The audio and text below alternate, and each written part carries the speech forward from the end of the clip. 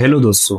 आज जब सुबह अखबार पढ़ा तो शासकीय कर्मचारियों के लिए एक खुशखबरी ये निकल कर आई है कि ऐसे कर्मचारी जिनके घर पर 26 जनवरी 2001 के बाद यदि तीसरा बच्चा जन्म लेगा तो उनको अब अपनी सरकारी नौकरी से हाथ नहीं धोना पड़ेगा, क्योंकि सरकार अब 24 साल बाद इस नियम में परिवर्तन करने जा रही है।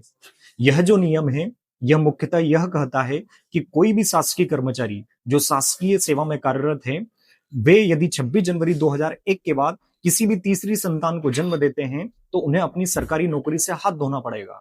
वर्तमान में यह जो नियम था वो मध्य प्रदेश के पड़ोसी राज्य छत्तीसगढ़ और राजस्थान में भी लागू था, जिसे 2017 और 2019 में सरकार के द्वारा खत्म कर दिया गया। अब इस नियम से किन व्यक्तियों को फायदा होगा?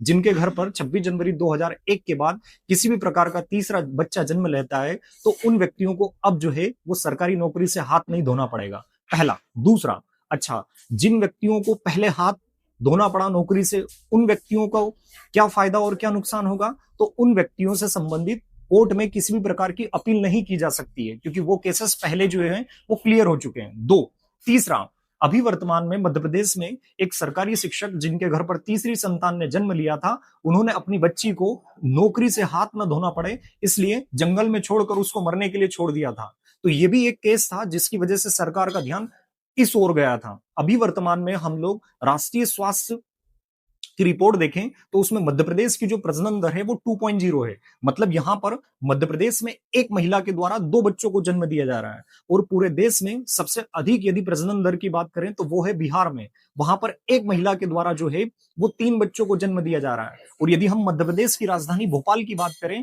तो वहां पर भी एक महिला के द्वारा 2 बच्चों को जन्म दिया जा रहा है। और मध्य प्रदेश में सबसे अधिक यदि हम जिले की बात करें तो वो है पन्ना। वहां पर एक महिला के द्वारा 4 बच्चों को जन्म दिया जा रहा है। तो ये बहुत अच्छी न्यूज है। अब देखते हैं इसका कैबिनेट में प्रस्ताव कब पारित होता है और ये जो नियम है ये कब कानून के रूप में तब्दील होता है। ठीक है, थैंक यू।